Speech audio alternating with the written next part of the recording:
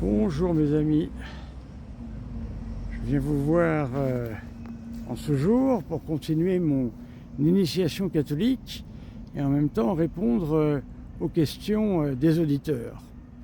Eh bien, il m'est venu une question sur la foi. Pourquoi certains ont la foi et d'autres n'ont pas la foi? Alors, comme d'habitude, je prends souvent des exemples sur la vie quotidienne. Et la vie quotidienne, vous savez que nous avons très souvent affaire à des athées.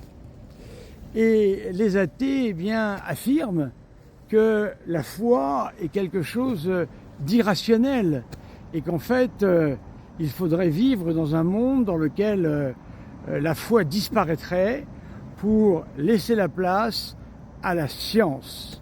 Voilà, la science, alors ça c'est sûr, on met des produits dans les éprouvettes, on calcule, on mesure, on trace, et paf, on a un résultat. Voilà. Et on est sûr du résultat jusqu'au prochain résultat.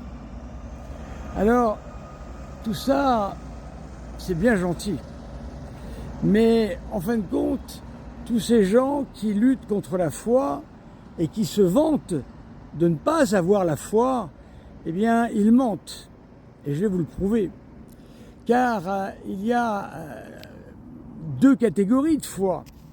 Il y a la foi infuse, surnaturelle, que Dieu nous donne, voilà, qui nous vient d'en haut. Cette foi qui nous fait avoir confiance en celui qui peut tout, celui qui nous a créés, celui qui est à l'origine de toutes choses, que l'on appelle Dieu, avec ce vieux mot indo-européen, voilà, qui permet de répondre au plus de définitions possibles. C'est pour ça qu'on l'a choisi. Mais très souvent, on croit que on parle du Dieu de la révélation. Non, non, non.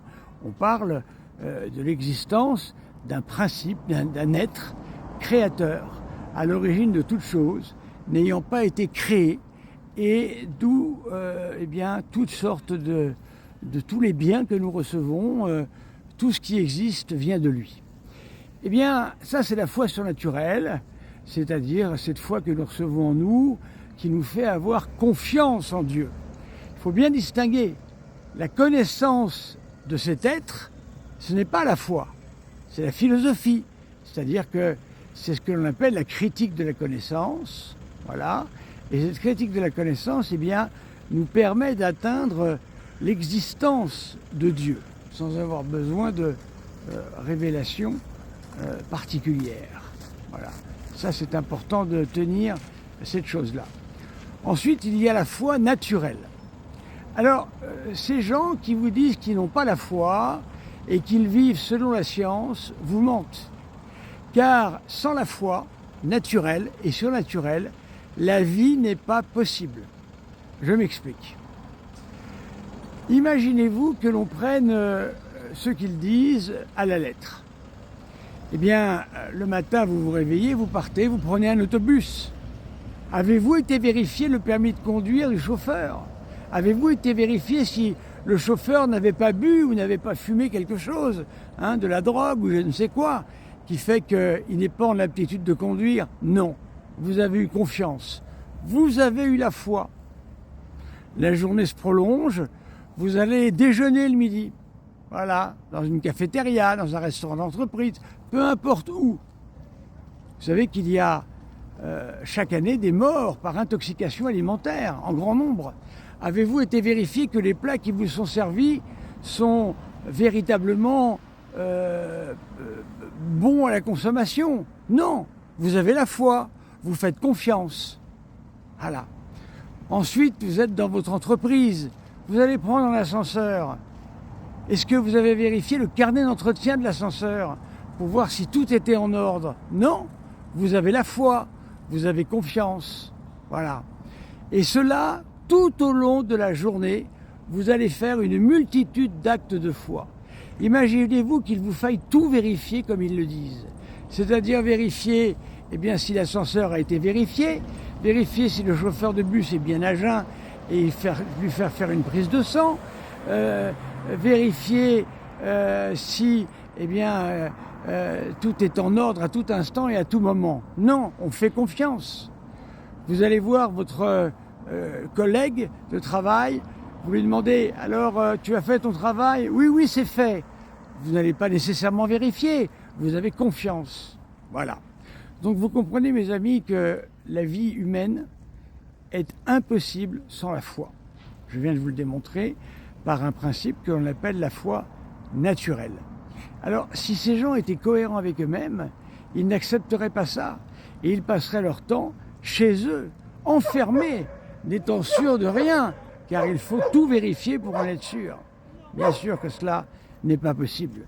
Il faut très souvent, même la plupart du temps, poser des actes de foi et il faut remplacer le mot foi par le mot confiance. Il en va de même pour Dieu. Souvent les athées nous disent « Mais qu'est-ce qui te prouve que Dieu existe ?» Mais je connais Dieu par ses effets. Qui a créé le monde? Qui a créé les lois de l'univers? L'univers est régi par des lois. La comète de Halley, je crois, revient tous les 77 ans, à peu près, quelque chose comme ça. Hein. Je peux me tromper dans les chiffres. Hein. 77 ans à peu près.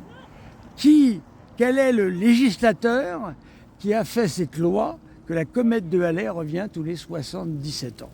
Voyez-vous? Voilà. Toutes les lois de la nature. La gravitation, c'est formidable, la loi de la gravité. Qui est à l'origine de ça? Le corps humain, n'en parlons pas.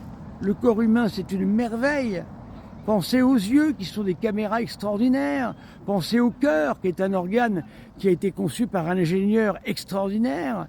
Car le cœur se repose toutes les 2 pulsations et se repose donc la moitié du temps. Voilà. Donc vous comprenez, mes amis, que par quoi connaît-on l'existence de Dieu? Eh bien, on connaît l'existence de Dieu déjà par la confiance qu'on a en lui et par l'existence. Un brin d'herbe, regardez un brin d'herbe, une feuille, une fleur, aucun, hein, alors évidemment à part en faisant du clonage, mais ça c'est pas une création, aucun humain n'est capable de créer une fleur, non. Il va créer un robot, il va créer autre chose, mais pas une fleur, voilà.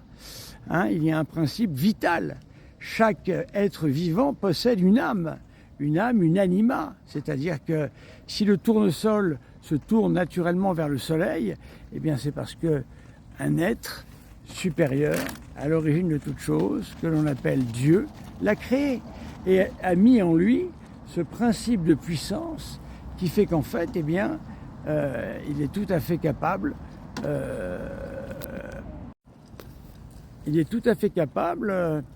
eh bien, de faire ce qu'il faut pour rester en vie. Voilà. Donc vous comprenez, mes amis, que évidemment, il n'y aurait que 2 autres solutions que Dieu. Ça serait la nature. Ah, c'est la nature qui a fait tout ça. Mais qu'est-ce que ça veut dire, la nature? La nature est donc un être intelligent. La nature a donc la capacité de comprendre ceci ou cela. Vous comprenez que non, bien évidemment.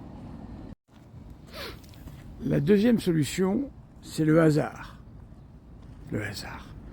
Le plus petit atome de l'univers, eh bien, si l'on dit qu'il a été créé par hasard, on rentre dans un champ d'impossibilité évident. Demandez à n'importe quel statisticien, la vie n'a pas pu naître par hasard.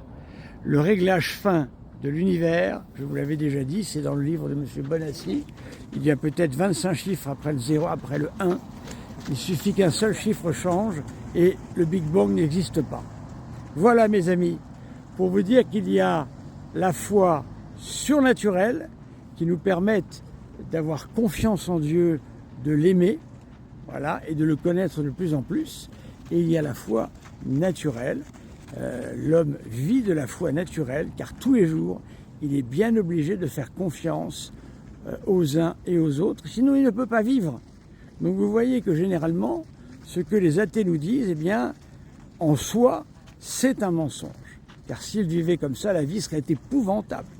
On sait bien que quelqu'un qui nous fait confiance, eh bien, c'est déjà un moteur pour bien faire son travail quotidien. Merci mes amis, à bientôt.